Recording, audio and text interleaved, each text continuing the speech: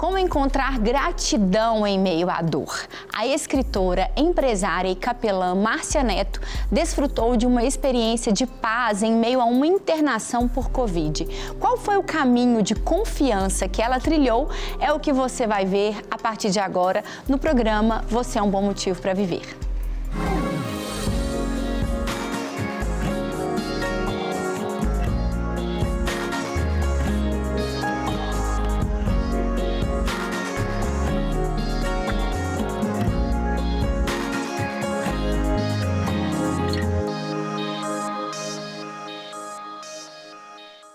Olá, seja bem-vindo, bem-vinda ao programa Você é um Bom Motivo para Viver. Hoje vamos falar como ser grato, desenvolver a gratidão em meio às dificuldades, às dores da vida. Eu já estou aqui com ele, Dr. Lucas Farnese, nosso convidado de hoje.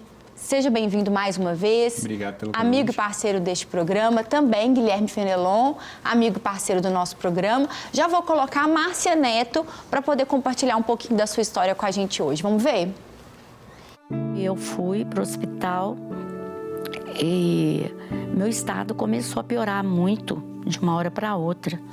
Então eu cheguei, na hora do almoço, à noite eu já não conseguia respirar direito e não tinha vaga, estava esperando, né, meu marido comigo. Aí surge uma vaga e aí eles falaram, olha, você não vai poder subir com ela, que é o meu marido. Eu falei, mas ele não pode ficar comigo? Não, você vai ter que ficar sozinha. Todos os pacientes com Covid ficam isolados.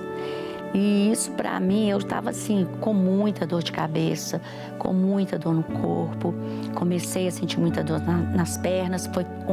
Foi onde realmente eu fui mais atacada. Eu perdi toda a força das pernas, não conseguia andar direito. Eu cheguei com quase 30% do pulmão tomado. E era naquela época, no início, né? Foi em junho, a pandemia iniciou em março, então os médicos não sabiam muito lidar com a doença. Então eu comecei a sentir muito mal, muita falta de ar, mesmo no oxigênio, né? E aí eu fiquei muito aflita, porque eu perdi o jogo das pernas, e sem respirar direito, sozinha, sem poder levantar.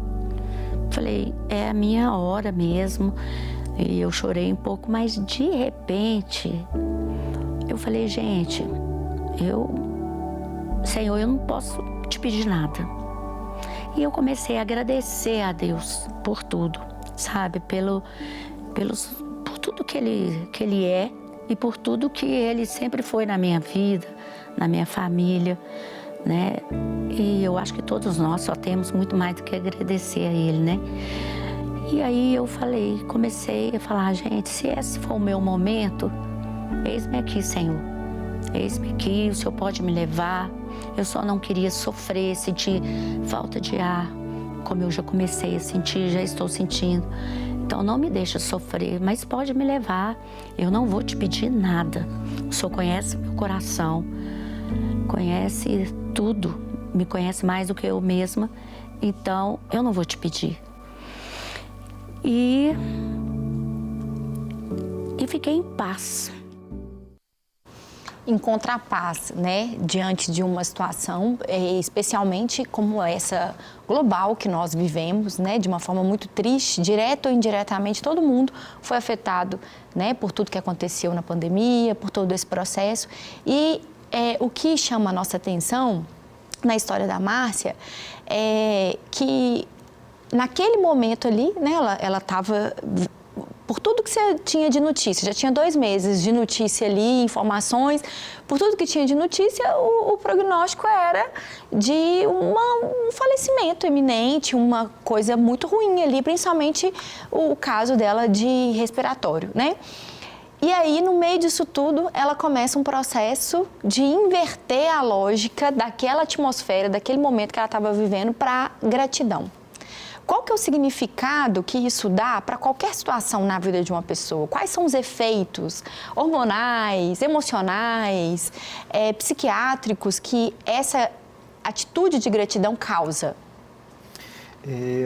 Primeiro que uma pessoa, para poder dar conta de fazer e assumir uma atitude de gratidão no meio de uma circunstância tão grave, precisa ter tido uma trajetória de vida adequada para poder fazer isso, não de uma forma simplesmente emocional, banal, mas consistente. Quem não viveu uma trajetória e de experiência com Deus e de toda uma trajetória marcada com essa presença na vida dessa pessoa, ela não tem condição de fazer isso de uma maneira consistente. Pode falar da boca para fora, pode falar de uma forma assim, mas de uma maneira verdadeira e honesta, só quem viveu mesmo experiências muito claras e contundentes de presença pode dar conta de fazer isso.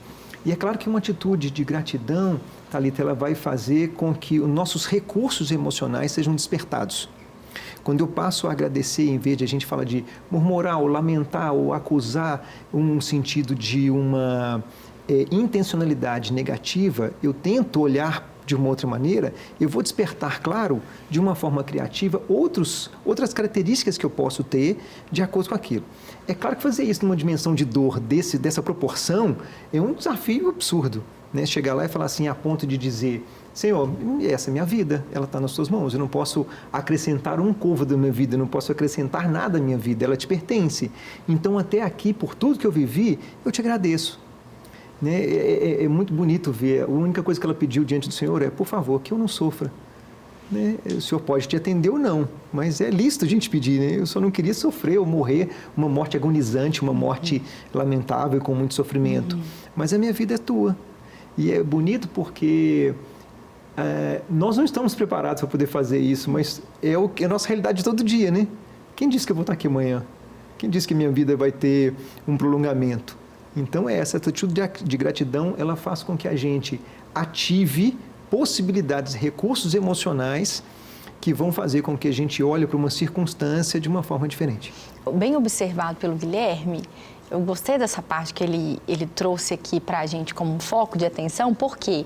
Porque eu fiquei pensando que eu não sofra, ou seja, a realidade de morrer para ela ali naquela situação, pelo que ela está dizendo, em si já não causava mais um sofrimento para ela. Ela diz que ela estava em paz, né? Ali veio, a partir da gratidão, dessa atmosfera de gratidão, a paz.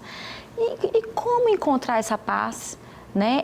Esse senso de realização, de propósito da vida, para que, se ela não for prolongada, ok, Deus, eu vou, mas por si só eu já não estou sofrendo, eu só não quero sofrer a morte em si. É muito sobrenatural isso, né? É muito sobrenatural, porque a morte é um negócio tão desconhecido, né? A gente não tem a menor ideia do que acontece do lado de lá. A gente cria alguns conceitos, assim, de saber o que acontece depois que a gente morre, a gente não sabe. Né? Então fica um desconhecido, e o desconhecido pra gente é aversivo demais. Né? A gente tem o desconhecido. Né? Pode ser um desconhecido mínimo, né? Eu tenho uma entrevista ali, eu quero saber mais ou menos quem que é, o que a pessoa pergunta, né? Se a gente vai, não sabe nada, não sabe quem que é, se é homem, se é mulher, a gente vai meio assim, né? Fala, meu Deus, quem que vai me entrevistar? Como a gente vai recebendo um pouquinho de informação, a gente vai se acalmando, né? E a morte a gente não tem informação nenhuma, né? Então é amplamente desconhecido. Então a postura de paz, assim, é aquela postura, cara, é o destino de todo mundo, né? É o fim da linha de todos nós, né? Não é possível que Deus ia colocar a gente... É o fim dessa linha terrena, né? É o fim dessa linha do corporal, né? Material de todos nós, né? O início da vida verdadeira, eterna, né? Para onde nós estamos caminhando. Né? Então, você não pode ser algo ruim, né? Não pode ser algo detestável. Né? E a gente vai trabalhando isso na nossa mente, né? Ela ficou internada ali muito tempo, né? Teve um tempo para refletir sobre isso, talvez eu tenha refletido isso outras vezes, né? Então é aquele, olha, eu vou enfrentar um desconhecido, mas um desconhecido conduzido pelo Pai, né? Que tem promessas a respeito desse desconhecido para nós, que é conhecido para ele. Sim, né? que cumpre as promessas que ele faz, né? Então a gente vai trabalhando essa paz na gente, né? Não é o que a gente quer, né? Mas a gente vai aceitando, né? Aceitando aquela condução. Vamos ouvir um pouquinho mais a Márcia para poder entender como foi esse processo também de busca dela por fé e por força diante desse tratamento. Por mais que esse estado meu fosse grave, por mais que eu estivesse mal, ali eu estava em paz, que eu não era minha hora, que Deus ia fazer algo, sabe? Deus ia fazer um milagre, Deus ia restaurar a minha vida. E eu comecei a lutar contra a doença. Eu tentava não chamar as enfermeiras para ir ao banheiro, eu ia arrastando sozinha. Eu segurava para tomar banho, sabe? A enfermeira falava, no início ela falava, você não pode tomar banho sozinha, você não está conseguindo ficar de pé. Mas eu tentava, quando a fisioterapeuta ia fazer exercício nas minhas pernas, ela saía, eu tentava caminhar, segurando em volta a cama, porque eu tinha certeza que Deus ia me curar ali. Guilherme, conta um pouquinho pra gente sobre um pouco das experiências e das bagagens que a gente carrega e o quanto isso, ao longo das situações que a gente vai viver na vida, isso pode nos fortalecer. Exemplo, a Márcia, a gente viu aí que ela também é capelã.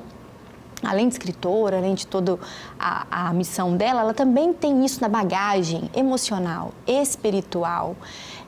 O quanto que isso agrega em situações como essa? Tudo. Isso agrega tudo.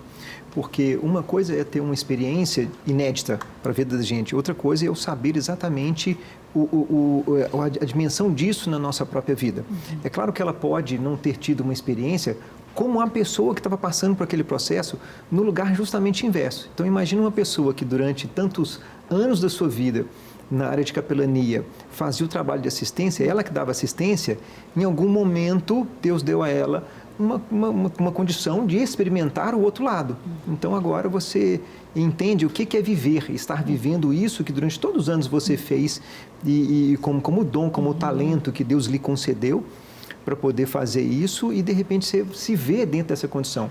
Então é tudo, faz toda a diferença. Primeiro porque eu sei como é que aquela dinâmica funciona, eu sei como é que aquela atmosfera se realiza. Tem uma informação, essa informação, claro, promove para a gente um alívio, mas o mais importante é a relação humana. Quantas e quantas histórias essa mulher não carrega na sua própria trajetória?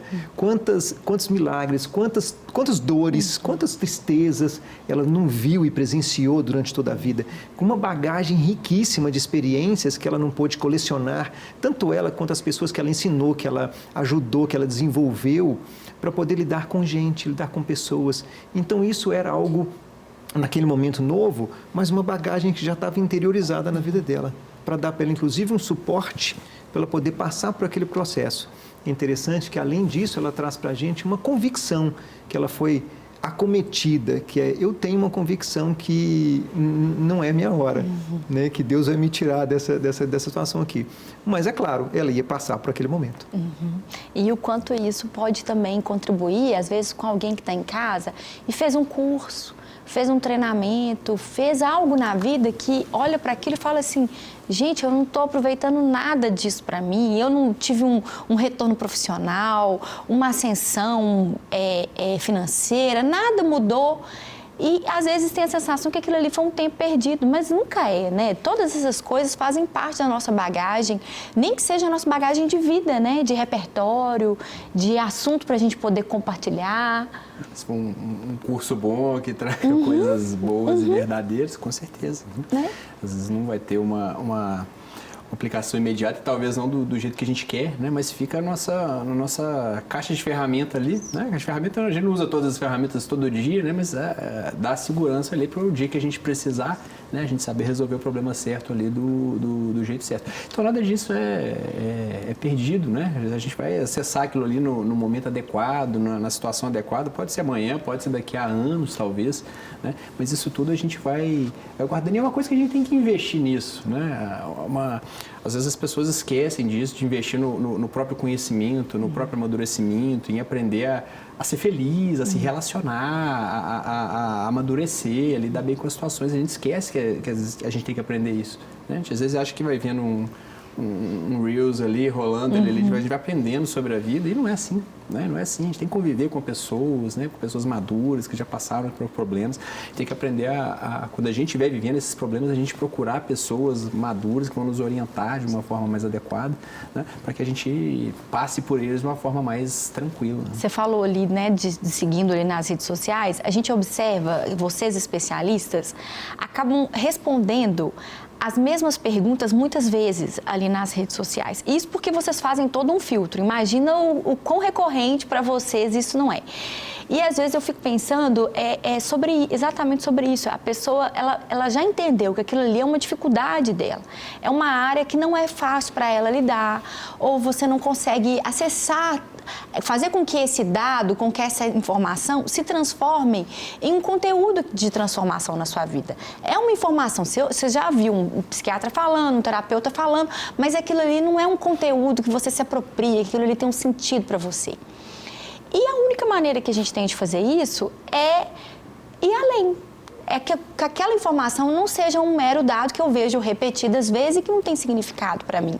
Eu vejo algumas pessoas que fizeram transição de carreira, por exemplo, é claro que é um assunto totalmente diferente do da Márcia, da história da Márcia, mas elas só transicionaram porque elas validaram aquela formação, aquela experiência anterior.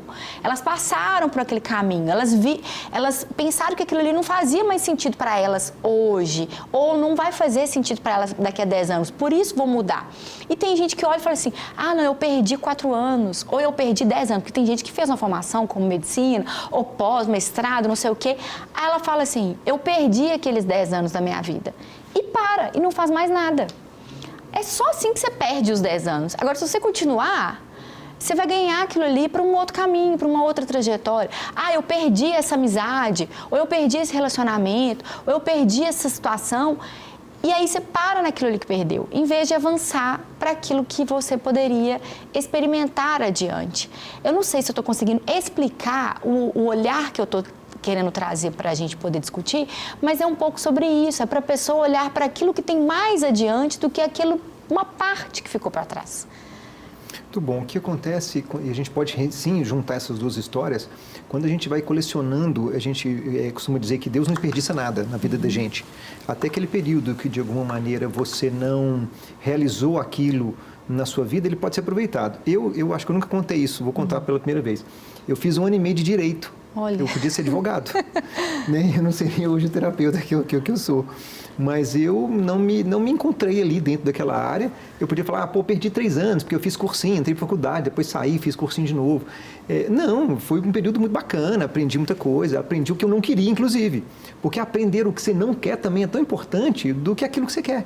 Porque tira dúvida.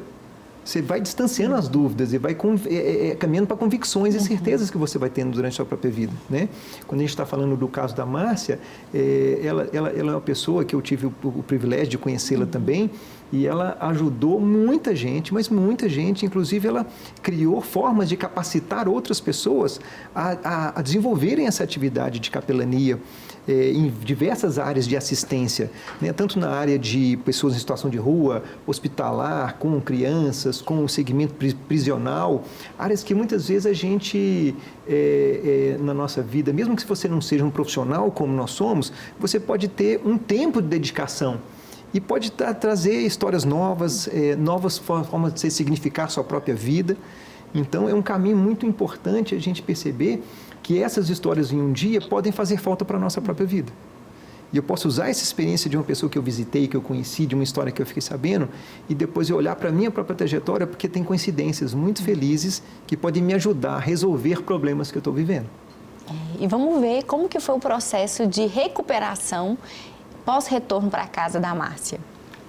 Fui para casa, foi também um tempo de recuperação grande, quase 2 meses para eu me recuperar, fazendo fisioterapia, motora para as pernas e respiratória, mas eu comecei a escrever porções maiores, sabe? Comecei a juntar uma frase com outra que eu escrevi no hospital. E eu falei, gente, será se eu tô escrevendo um livro? Será se é um livro? Eu falei... E eu comecei a ter, assim, uma satisfação enorme na hora que eu estava escrevendo, sabe? Eu senti uma presença grande de Deus, do Espírito Santo, um regozijo mesmo na hora ali de estar escrevendo para o Senhor. E durante esse período, era um período que eu me dedicava mesmo à presença do Senhor, que eu parava para adorar, que eu parava para orar, né? E aí eu fui percebendo que o Senhor queria de mim isso. Ele queria o meu coração, Ele queria o meu tempo com Ele. E aí escrevi o livro. Mas eu falo, a nossa fé é pequena, né? E graças a Deus que Deus conhece as nossas fraquezas. Na semana do lançamento, que foi em maio, eu pedi ao Senhor, falei, Senhor, confirma mais para mim, confirma que isso é do Senhor, né? Estou lançando um livro e confirma que isso é do Senhor. E Deus é maravilhoso todos os dias até hoje, Ele me mostra que é para Ele. E aí, então, nasceu esse livro, 365 dias adorando e louvando. Hoje, durante todo o meu devocional, eu leio porque cada dia é uma porção de adoração. Eu começo a minha adoração por Ele, porque quando eu olho, eu falei, eu não escrevi esse livro, foi o Espírito Santo. Só existe vida em Jesus, no Senhor. Não há outra fonte. Ele é a nossa fonte de vida. Nele estão todas as nossas necessidades, nós encontramos todas as nossas necessidades, sabe? Não é na obra, não é você abençoando, isso é fazendo bem, isso é consequência de uma vida com Ele. Uma vida com o Senhor te leva, sabe, a querer ser um canal de bênção na vida das pessoas, um canal do amor de Deus, um canal da salvação. Que lindo isso, né? É tão interessante porque, pelo que você que teve a oportunidade de conhecê-la, né, Guilherme, disse aqui pra gente, antes dessa experiência, ela teve uma vida grande para poder contar. E depois dessa experiência, ela continua tendo uma vida grande para poder contar. As pessoas falam assim, a vida é muito curta. A interpretação que eu tenho muitas vezes é que a gente que é pequena a vida, olhando para uma coisa tão assim, dando um valor, né? Porque a vida não é como ela é, a vida é do jeito que a gente vê. Então, através da nossa lente, é que a gente vai dar interpretação e significado para tudo, né? E é tão especial ver a Márcia dando esse significado para a vida dela, né? E a partir da vida dela, 365 motivos para que todos nós também possamos nos alegrar com a vida, agradecer, celebrar, viver um dia de cada vez, né? Muito bom. É muito bonito que ela encerra dizendo não é que o caminho para essa existência, Jesus é o fim. Ele é o início e o fim de todas as coisas. Então, eu não faço bem, eu não procuro fazer uma ação para que alcance Deus. É porque eu fui alcançado primeiro. Uhum. É porque primeiro nos alcançou que essas coisas são desdobradas. E a gente começa a fazer isso de uma forma natural, espontânea, porque a presença dele nos direciona para tal. Eu gostei muito disso que ela falou, porque eu fiquei pensando assim, quantas vezes a gente pode fazer coisas legais, coisas boas, e isso não tem nada a ver com Jesus. Isso tem a ver, às vezes, com uma necessidade de ser elogiado, de ser aprovado, de ser aceito em um lugar. Agora, quando você parte deste lugar em Jesus, aí é o fruto. E ele disse que a árvore é conhecida pelo fruto. Ou seja, primeiro não é a obra, primeiro é Jesus. Primeiro não é o tempo que eu gasto com isso ou com aquilo, primeiro é Jesus. Agora, quando Jesus é o primeiro, todas as outras coisas são organizadas no devido lugar e dando os devidos frutos no tempo certo de dar fruto, né?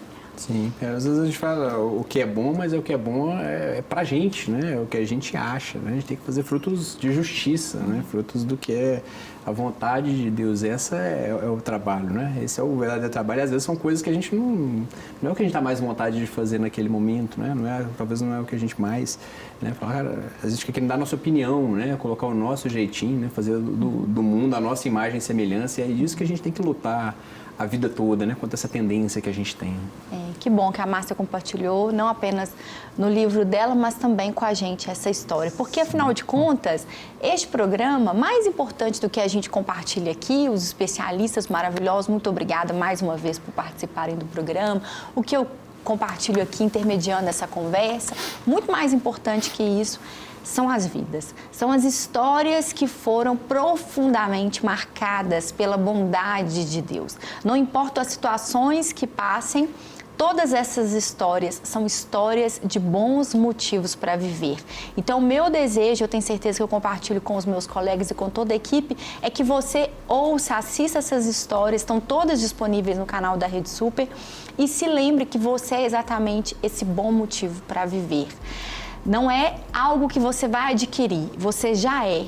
Tudo já foi colocado dentro de você. A nossa oração é que você acesse isso, a todos esses recursos, todos esses dons, todos esses talentos, toda essa capacidade de lidar até com o que é difícil para você hoje, até com uma situação que não é a situação que você sonhou, que você pensou, como você gostaria de viver, que você possa acessar essa plenitude, essa graça em Deus para poder viver muito melhor, para viver a vida que Deus tem para você. Afinal de contas, é uma vida grande, é uma vida abundante, é uma vida a partir dele, para você e através de você. Que Deus te abençoe e até o próximo programa. Se Deus quiser, você é um bom motivo para viver. Obrigada. Obrigado. Obrigada.